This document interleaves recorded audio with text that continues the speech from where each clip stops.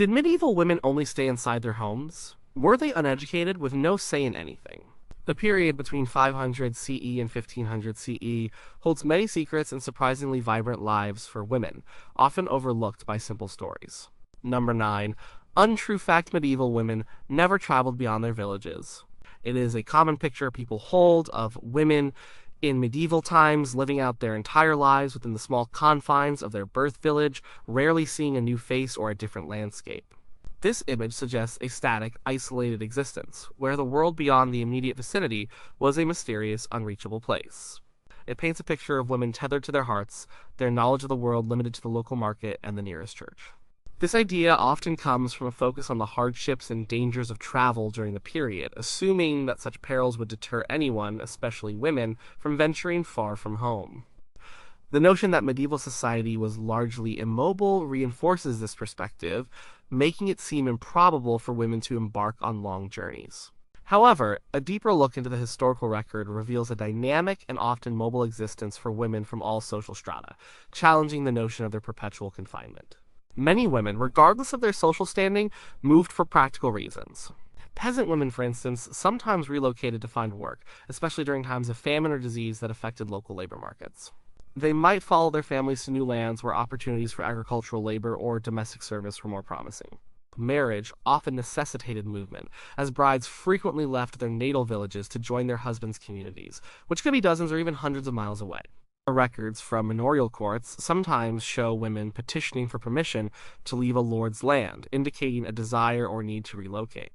These movements, while not always grand adventures, were significant journeys for individuals, requiring days or weeks of travel on foot or by cart.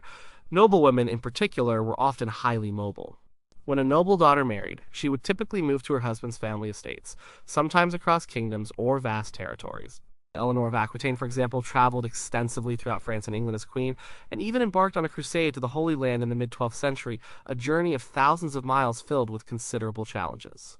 Other noblewomen served as regents or managed dispersed family lands, necessitating travel between estates to oversee their administration, collect rents, and dispense justice. Diplomatic missions also required noblewomen to journey to foreign courts, serving as intermediaries or as part of a larger retinue. These movements were not merely relocations, they were active participation in the political and economic networks of their time, requiring resilience and strategic planning. These religious pilgrimages provided another significant reason for women to travel, and devout women from all walks of life undertook arduous journeys to venerated shrines such as Canterbury in England, Santiago de Compostela in Spain, or even Rome and Jerusalem. Marjorie Kempe, a laywoman from Norfolk in the late 14th and early 15th centuries, is a well-documented example. Her autobiography details her extensive travels to holy sites across Europe, including Venice, Rome, Jerusalem, and Santiago de Compostela. Her journeys were not without peril, involving encounters with bandits, illness, and difficult travel conditions, yet she persisted, driven by her spiritual convictions. Other women joined religious orders, which often meant traveling to monasteries or convents located far from their homes. These pilgrimages and religious vocations demonstrate a profound desire for spiritual fulfillment that transcended the practical difficulties of medieval travel, highlighting women's agency in seeking out new experiences. Trade and commerce also drew women out of their local environments. While men often handled long-distance trade, women were active in local and regional markets, buying and selling goods. Some women merchants, particularly those dealing in high-value goods like textiles or specialized crafts, traveled to larger towns or fairs to expand their businesses and secure better prices. Records from various towns indicate women participating in these economic networks, sometimes as independent traders, sometimes alongside their husbands. The wives and daughters of merchants and artisans might accompany their male relatives on business trips, gaining exposure to different towns and ways of life. This movement for economic reasons shows women as active participants in the broader medieval economy, not just passive consumers confined to their immediate surroundings. Even women in less privileged positions found themselves traveling. Women who worked as domestic servants might move between households, especially if they were seeking better wages or conditions. Midwives sometimes traveled between villages or to outlying hamlets to assist with births. Women accused of crimes or those seeking justice would travel to courts in regional centers. The very nature of itinerant labor, such as that performed by seasonal harvesters, often involved women moving with the harvest across different fields and estates. These types of movements, while driven by necessity, still meant leaving the familiar and adapting to new environments, challenging the idea of a completely sedentary female population. The image of the static medieval woman ignores a wealth of evidence that depicts women on the move. Their journeys, whether for marriage, pilgrimage, trade, work, or political reasons, were integral to their lives and the broader functioning of medieval society. From queens leading crusades to peasant women seeking better opportunities, women traversed the medieval landscape, experiencing its vastness and diversity far beyond the narrow confines of a single village. Number 8. Untrue fact: medieval women were solely focused on childbearing and domestic duties. The persistent image of medieval women often casts them exclusively as mothers and homemakers, their lives entirely defined by the demands of childbearing and the endless cycle of domestic chores. This perspective suggests that a woman's identity, purpose, and value were solely derived from her capacity to produce heirs and maintain a household, whether a grand castle or a humble cottage. It implies a narrow range of activities and aspirations, limiting women's contributions to the private sphere and discounting any involvement in public life, economic pursuits, or intellectual endeavors. This untrue fact often stems from a simplification of gender roles and societal expectations of the time, overlooking the diverse realities of women's lives across different social classes and regions within the medieval period. It paints a picture of women as passive recipients of their fate, with no agency beyond their biological and familial roles. While childbearing was indeed a significant aspect of many women's lives, and domestic duties were universally present, it was far from their sole focus or defining characteristic. For women of the peasant class, daily life was inextricably linked to the demanding labor of agricultural production. Women worked alongside men in the fields, plowing, sowing, weeding, and harvesting. They were responsible for tending to livestock, milking cows, shearing sheep, and gathering eggs.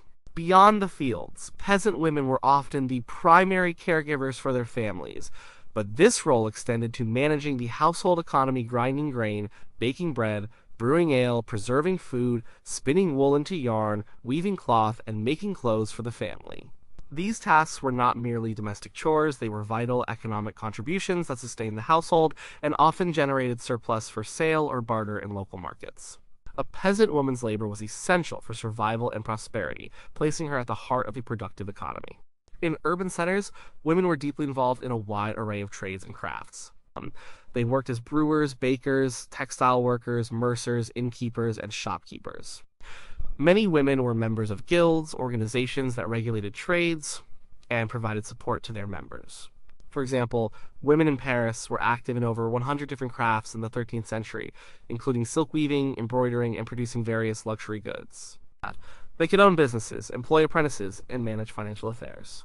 Widows, in particular, often took over their deceased husbands' businesses, demonstrating their existing knowledge and capability in commerce and industry. These women were not just helping out, they were often the primary economic actors, contributing significantly to the urban economy and establishing their own financial independence. Their roles extended far beyond simply maintaining a home. They were entrepreneurs and skilled laborers. Noblewomen, too, had responsibilities that went far beyond mere childbearing. While producing heirs was crucial for dynastic continuity, noblewomen were also managers of vast estates, particularly when their husbands were away on military campaigns, pilgrimages, or diplomatic missions. They oversaw household staff, managed finances, dispensed justice, and administered property. Queen Eleanor of Aquitaine, as mentioned, was not only a mother to numerous children, but also a powerful political figure, a patron of the arts, and a participant in a crusade. Other noblewomen served as regents for their young sons or during their husbands' absences, effectively governing territories and commanding armies. They were involved in political negotiations, diplomacy, and the complex administration of medieval feudal society. Their domestic duties were managed by a large staff, freeing them to focus on the much broader responsibilities of their social standing. Women also found significant roles outside the traditional domestic sphere in religious life. For many women, entering a convent offered an alternative to marriage and motherhood, providing opportunities for intellectual pursuits, artistic expression, and leadership. Abbesses, such as Hildegard of Bingen in the 12th century, were powerful figures who managed large monastic estates, commanded spiritual authority, engaged in scholarly writing, composed music, and even advised emperors and popes. Nuns often learned to read and write, engaged in scholarly work, copied manuscripts, and created illuminated texts. They ran hospitals, hospices, and schools, providing essential social services. For these women, their lives were dedicated to spiritual service and intellectual endeavors, not solely to domestic tasks or childbearing.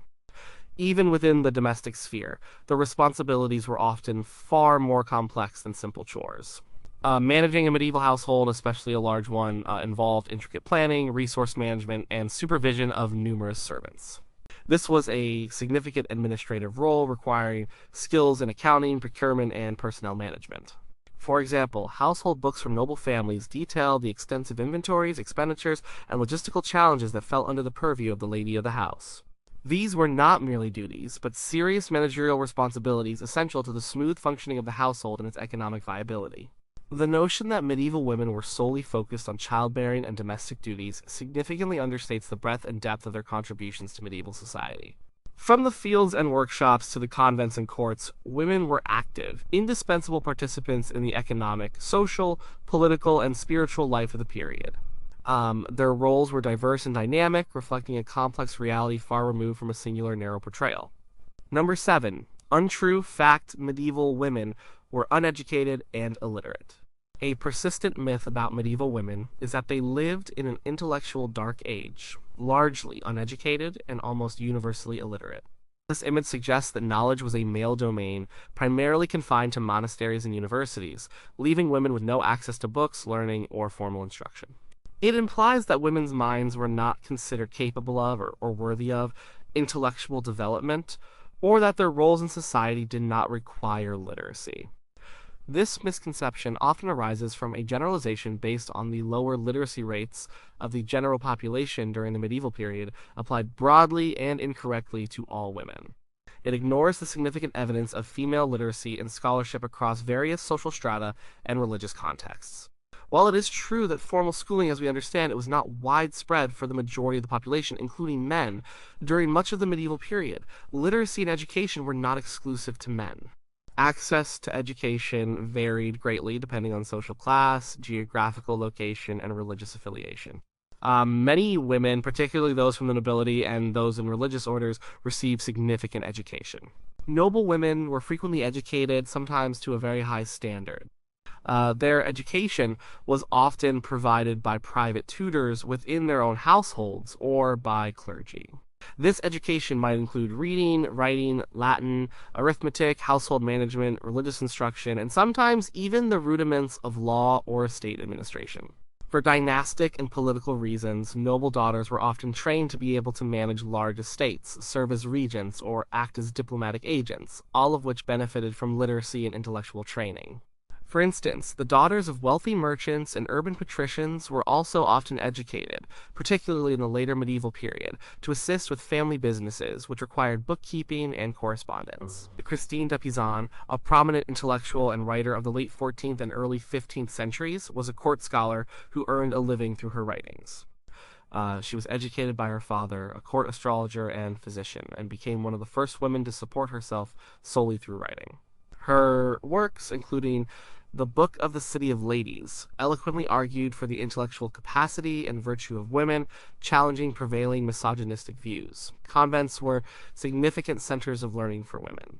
For women entering religious life, literacy was often a prerequisite or a skill acquired within the convent walls. Nuns copied manuscripts, created illuminated texts, and engaged in scholarly pursuits. Many abbesses were renowned for their intellect and learning. Hildegard of Bingen, a 12th century abbess, is a prime example. She was a visionary, composer, philosopher, mystic, and polymath who wrote extensively on theology, natural history, and medicine. Her literacy was not merely functional. She produced complex scholarly works and corresponded with popes, emperors, and other powerful figures, demonstrating a profound level of education and intellectual engagement. Other prominent women scholars who emerged from convents include Roswitha of Gandersheim in the 10th century, a canoness who wrote Latin dramas and historical texts, and Herad of Landsberg, a 12th century abbess who compiled the Hortus Deliciarum, an encyclopedic illustrated manuscript intended for the education of the nuns in her community. These examples show that convents provided an environment where women could not only become literate, but also pursue high levels of scholarship and artistic creation. Even outside the elite circles, some women in urban areas developed practical literacy skills. For instance, women involved in trade and commerce, particularly those managing their own businesses or assisting their merchant husbands, would have benefited greatly from being able to read and write for purposes of accounting, record keeping, and correspondence. Records sometimes show women involved in legal disputes or property transactions, signing their own names, indicating at least a basic level of literacy. The rise of vernacular literature in the later Middle Ages, such as romances, chansons de geste, and devotional texts, also suggests a broader audience beyond the Latin literate clergy and elite. Women were part of this growing readership, enjoying tales and spiritual guidance in their native tongues. Books of Hours, personal prayer books, were popular and often beautifully illuminated, frequently owned and used by women of means, indicating their capacity to read and follow devotional texts. Moreover, education was not solely about reading and writing. For many women, practical skills were paramount. This included a vast knowledge of household management, herbal medicine, agricultural practices, and various crafts like spinning, weaving, and brewing. This form of practical education, passed down through generations, was vital for survival and the functioning of society. While not always involving written texts, it represented a sophisticated body of knowledge and expertise that women mastered and transmitted. The idea that medieval women were universally uneducated and illiterate is a simplification that overlooks the nuanced reality of medieval society. While literacy rates were lower than in modern times, women had access to various forms of education, ranging from formal instruction in noble households and convents to practical training in trades and household management. Many women demonstrated remarkable intellectual capabilities and left lasting legacies through their writings, scholarship, and leadership, challenging the notion of a dark age for female minds. Number 6. Untrue fact. Medieval women had no role in public life or politics.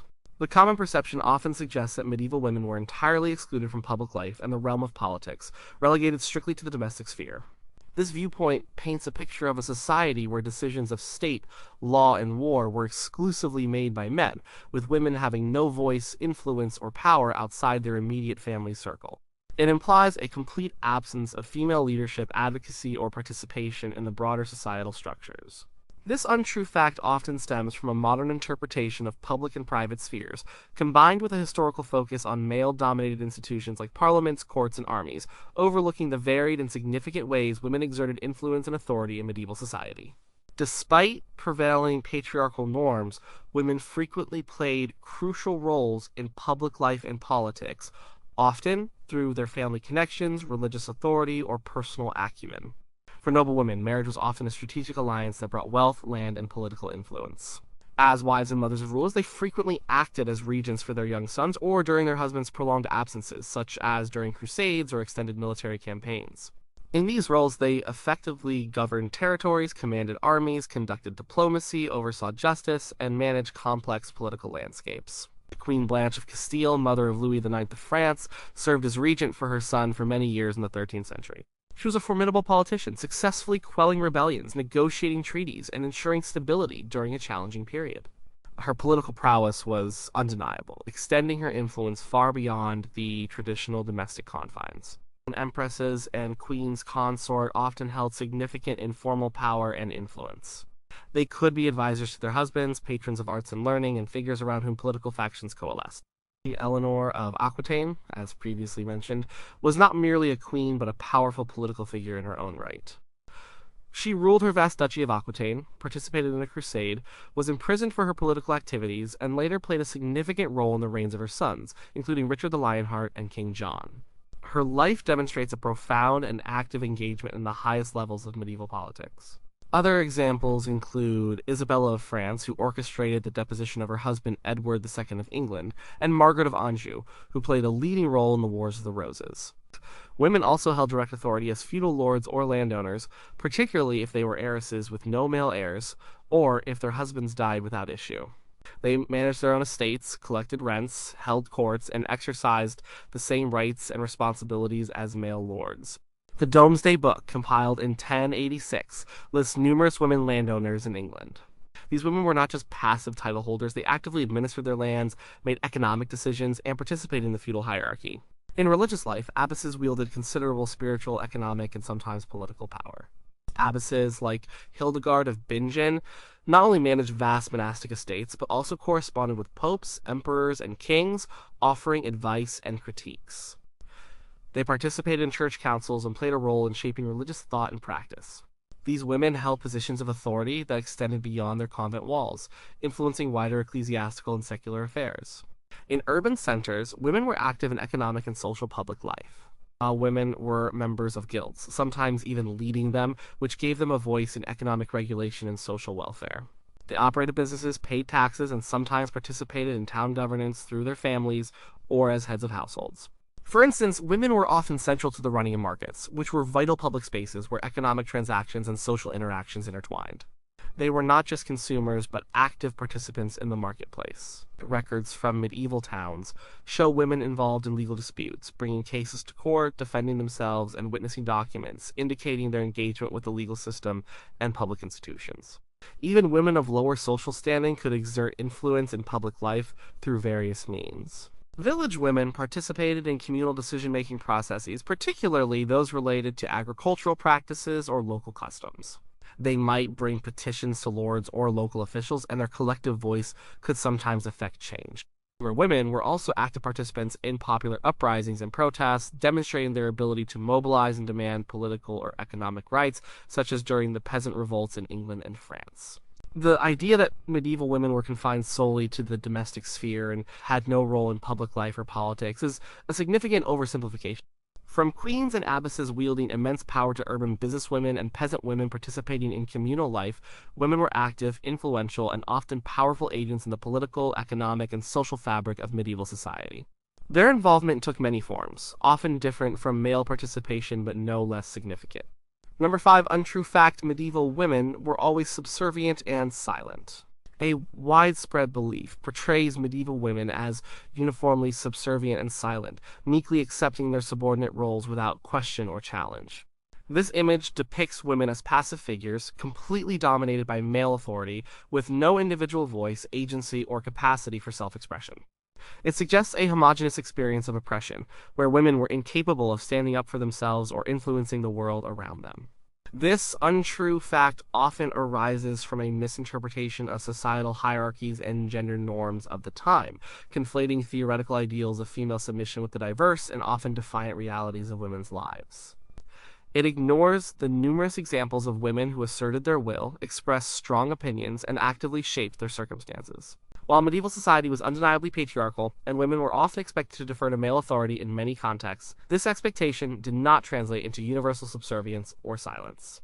Many women challenged norms, expressed themselves forcefully, and exercised significant agency in their lives. Noblewomen, particularly those with high status, frequently asserted their will and protected their interests. Queens and duchesses, as discussed before, acted as regents, managed estates, and engaged in complex political maneuvers which required assertiveness and decisiveness. Eleanor of Aquitaine's life itself is a testament to a woman who was anything but silent or subservient. She divorced one king, married another, went on crusade, and was a powerful political force in her own right. Her actions demonstrate a woman with an independent mind and a powerful will. Other noblewomen engaged in legal battles to protect their dower rights or inheritances, sometimes suing powerful lords or even the crown, requiring a significant degree of assertiveness and knowledge of their legal rights. These women were not afraid to speak up and fight for what they believed was theirs. Within religious life, women found avenues for intellectual and spiritual expression that often defied conventional expectations of silence. Mystics like Julian of Norwich, late 14th century, who wrote Revelations of Divine Love, or Marjorie Kempe, early 15th century, whose Book of Marjorie Kempe detailed her visions and extensive pilgrimages, were vocal and prolific. Marjorie Kempe, in particular, was a highly outspoken and controversial figure who challenged clerical authority and societal norms with her public displays of emotion and her insistent recounting of her spiritual experiences. She faced accusations of heresy and was interrogated by bishops, yet she steadfastly defended her beliefs and visions, demonstrating remarkable courage and an unwillingness to be silenced. Abbesses like Hildegard of Bingen actively engaged in theological debates, composed music, and even chastised powerful church and secular leaders through her letters, proving that women could be influential voices in public discourse. Even ordinary women, though their voices are less frequently recorded, found ways to assert themselves. In manorial court records, women appear as plaintiffs and defendants engaging in disputes over land, debts, or personal grievances. They testified, brought accusations, and presented their cases, indicating their active participation in the legal system. For example, records show peasant women suing for damages or for the return of property, demonstrating an awareness of their rights and a willingness to pursue justice. The act of bringing a case to court, standing before officials, and presenting one's argument required a degree of confidence and a refusal to remain silent. In urban areas, women running businesses or working in trades often had to be assertive to succeed in competitive markets.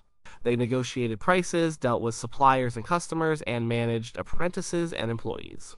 These roles demanded confidence and the ability to articulate their needs and demands. Guildswomen, for example, would have participated in guild meetings and debates, contributing to decisions that affected their trade. Furthermore, folklore and popular culture of the period, though often idealized or exaggerated, sometimes depict strong female characters who are witty, resourceful, and far from submissive.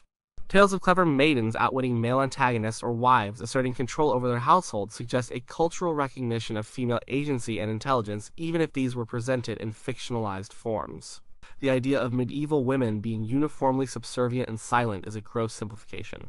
While societal structures often place limitations on women, many found ways to assert their will, express their opinions, and actively shape their lives and communities. From queens defying their husbands to mystics challenging religious authority, and peasant women fighting for their rights in court, medieval women displayed a remarkable range of personalities and actions, far from the passive stereotype. Number 4. Untrue fact: medieval women had no legal rights or agency. It is a common misconception that medieval women were entirely devoid of legal rights and had no agency over their own lives, possessions, or decisions. This view often portrays them as mere property, completely subject to the will of their fathers, husbands, or brothers, unable to own property, conduct business, or make independent choices. This untrue fact typically stems from an oversimplification of complex legal systems and a generalization of the legal status of women across a 1,000-year period and diverse regions of Europe. It ignores the significant variations in legal frameworks and the practical ways women exercise their rights and autonomy in medieval society. The legal status and agency of women in medieval Europe were far more nuanced and varied than commonly portrayed.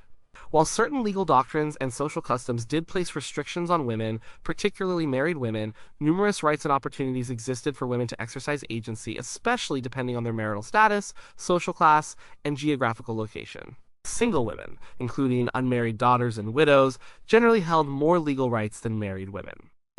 An unmarried woman, a feme sole, had the legal capacity to own property, inherit land, make contracts, sue and be sued in court, and conduct business in her own name.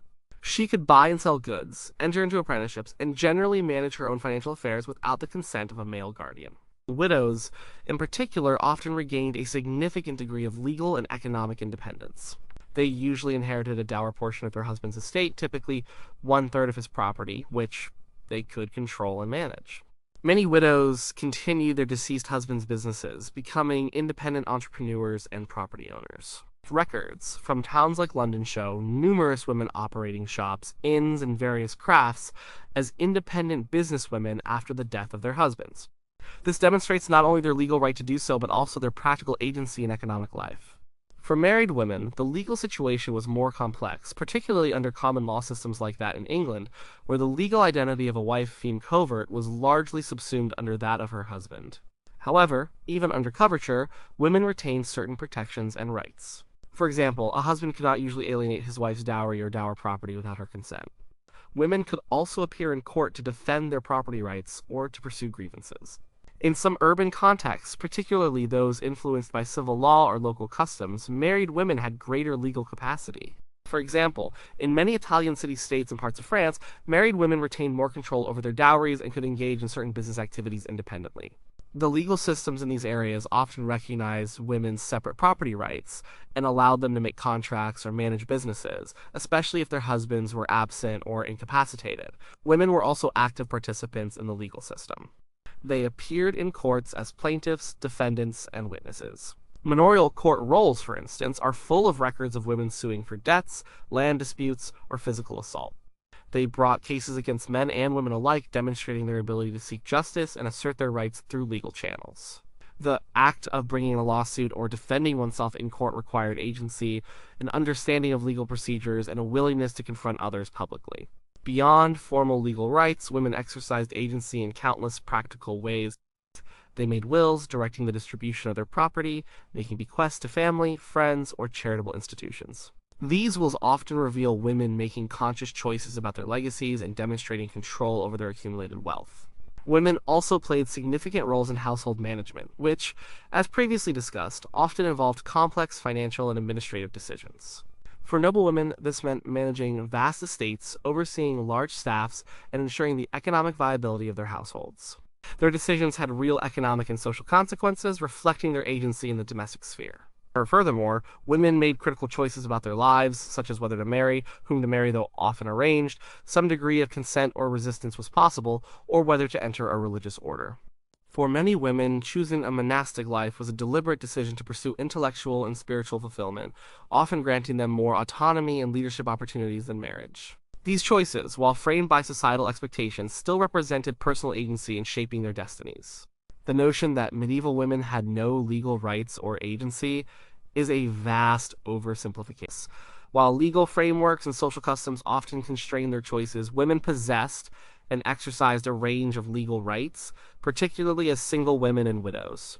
They actively participated in the legal system, managed property and businesses, and made significant life decisions, demonstrating a vibrant degree of agency that defies the common stereotype of complete powerlessness. Number 3. Untrue fact: medieval women were entirely confined to the home.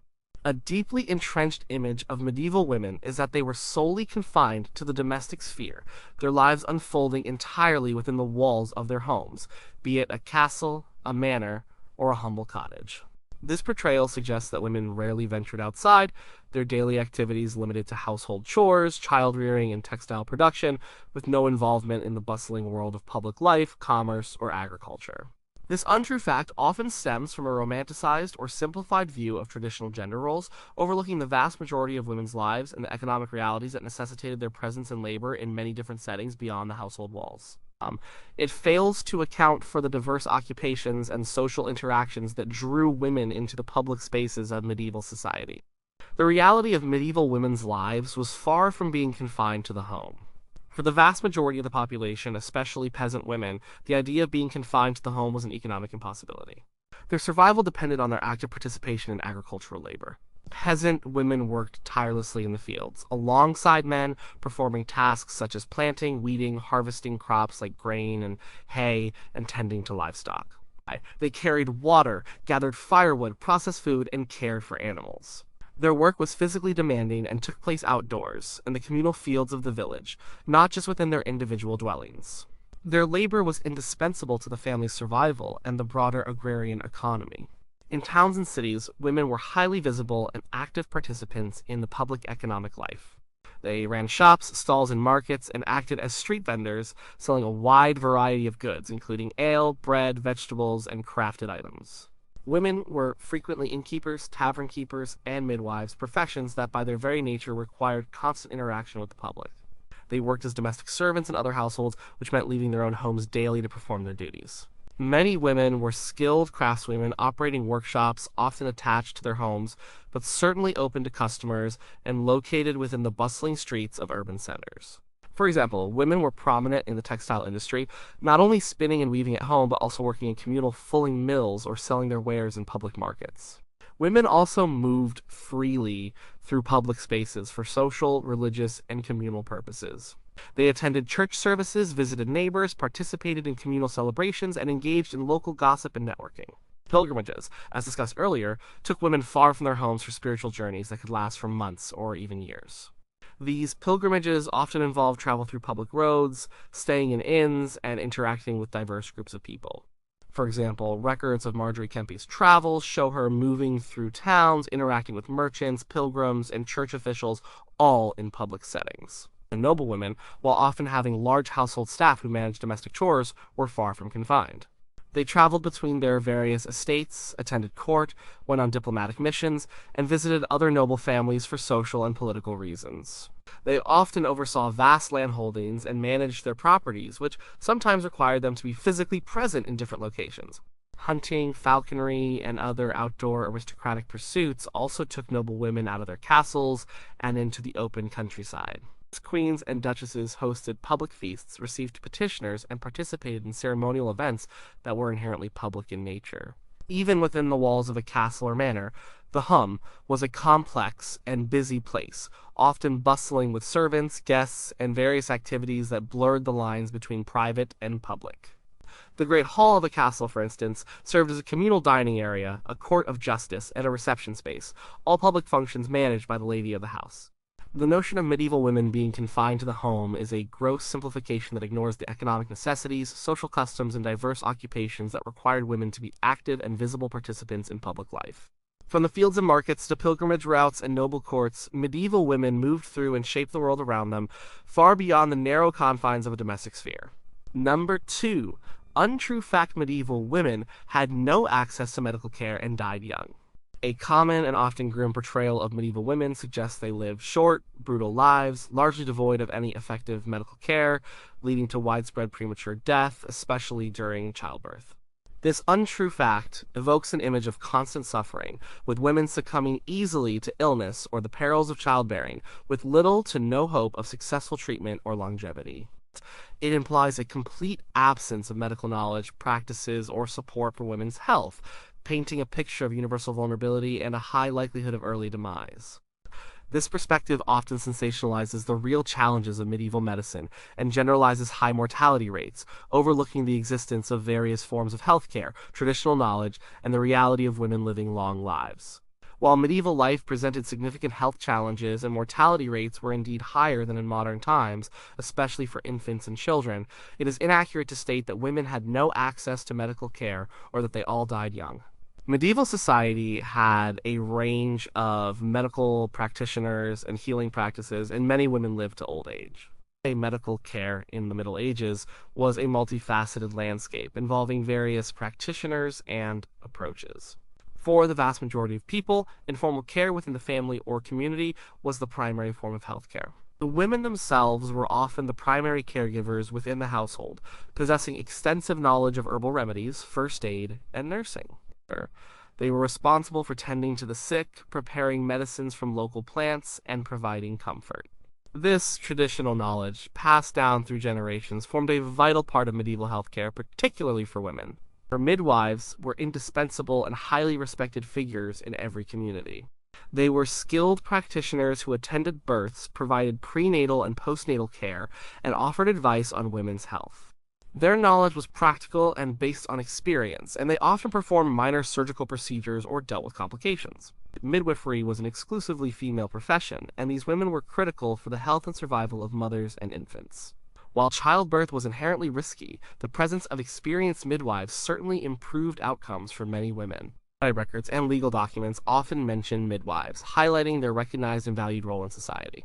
Beyond informal and community care, various levels of formal medical practitioners existed. In urban centers, there were barber surgeons, apothecaries, and even some university-trained physicians, though these were mostly men and served the wealthier class. However, women from affluent families would certainly have had access to these more formalized medical services. Physicians often treated women for a range of ailments, not just those related to reproduction. Medical texts from the period, such as those by Hildegard of Bingen, show a detailed understanding of anatomy, physiology, and herbal medicine, much of which was applicable to women's health. It is also important to remember that not all medieval women died young. While childbirth mortality was a real risk, many women survived multiple pregnancies and lived into their 50s, 60s, and even beyond, reaching old age. Archaeological evidence from burial sites sometimes reveals remains of women who lived to advanced ages, indicated by bone analysis. Historical records such as wills and property transfers also occasionally mention elderly women who outlived their husbands and even their adult children. For example, the Paston family letters from 15th century England show several women, like Agnes Paston and Margaret Paston, who lived into their later years, managing estates and family affairs well into old age, despite having borne many children. Their correspondence details their occasional illnesses, but also their continued engagement in life. The concept of average life expectancy in the Middle Ages is often misleading because it is heavily skewed by high infant and child mortality rates. If an individual survived the dangerous early years of childhood, their chances of living a reasonably long life increased significantly. Many women, having survived childhood and the perils of early adulthood, went on to lead full lives, often becoming respected matriarchs and figures of wisdom within their communities. The notion that medieval women had no access to medical care and universally died young is a gross oversimplification. While medical understanding was different and life was undoubtedly challenging, women benefited from traditional healing practices, the expertise of midwives, and, for some, formal medical services. Many women lived long lives, demonstrating resilience and the effectiveness of available forms of care, challenging the pervasive myth of universal early demise. Number 1, untrue fact: medieval women had no opportunities for work outside the home. A common misconception is that medieval women were entirely restricted to domestic duties and had no opportunities for work outside the home.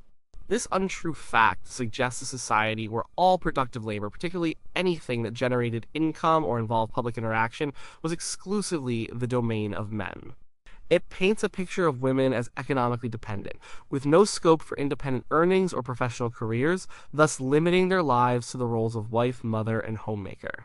This idea often comes from a modern perspective that narrowly defines work and overlooks the diverse and indispensable economic contributions women made across all social strata in medieval society. It disregards the extensive evidence of women participating actively and crucially in the medieval economy. The reality was that medieval women were integral to the workforce and engaged in a wide array of occupations, both within and outside their homes, that were vital to the functioning of society and their family's economic survival. The economic necessity often dictated that all able-bodied members of a household contribute labor regardless of gender. For peasant women, as previously noted, work outside the home was an everyday reality. They toiled in the fields alongside men, participating in every stage of the agricultural cycle, from plowing and sowing to harvesting. They also managed livestock, spun wool, wove linen, and processed food, often selling surplus goods at local markets. These tasks were not confined to a single dwelling, but often took place in communal fields, market squares, and shared work areas, making their labor highly visible and public. Their contributions were not just helping out, they were essential for feeding their families and generating income. In towns and cities, women were active in almost every trade and craft, and they worked as brewers, bakers, innkeepers, tavern keepers, and shopkeepers. Women were prominent in the textile industry, not only spinning and weaving in their homes, but also working in workshops and selling their finished products in public markets. Records from towns like Paris, Norwich, and London show women as members of guilds, often with specific regulations for female workers or masters. For example, women were involved in silk weaving, embroidery, and selling various goods from their own shops. These women were not just employees, many were independent business owners who managed their own enterprises, employed apprentices, and dealt directly with customers and suppliers. Widows, in particular, often inherited and successfully ran their deceased husbands' businesses, demonstrating their prior knowledge and capability in the trade. Beyond these specific trades, women were also employed in various service roles. They worked as domestic servants in wealthier households, taking on duties such as cooking, cleaning, laundry, and childcare. Midwifery was an exclusively female profession, and midwives traveled throughout communities to assist with births, providing an essential and highly skilled service. Women also served as wet nurses, laundresses, and various other forms of wage labor that took them out of their own homes and into the public sphere. Even within noble households, while the lady of the house oversaw the domestic realm, women also held specific roles within the vast retinue of servants and administrators. They might serve as ladies-in-waiting, governesses for children, or even hold positions of responsibility in managing certain aspects of the household economy. These roles, while often taking place within a noble residence, were forms of paid employment or service, distinct from simply being a family member confined to private chores. Women also found work and purpose in religious life. Entering a convent offered women an opportunity to pursue intellectual, artistic, and administrative careers. Nuns engaged in scholarly work, copied manuscripts, created illuminated art, and managed large monastic estates. Abbesses held significant administrative and spiritual authority, often governing extensive lands and interacting with secular powers. These roles were professional and highly organized, providing women with careers outside traditional domestic expectations. The notion that medieval women had no opportunities for work outside the home is thoroughly disproven by historical evidence. From the fields and markets to workshops, service roles, and religious institutions, women were active, indispensable, and often independent economic agents. Their labor was fundamental to the functioning of medieval society and encompassed a far wider range of activities than often imagined, extending well beyond the confines of the private household.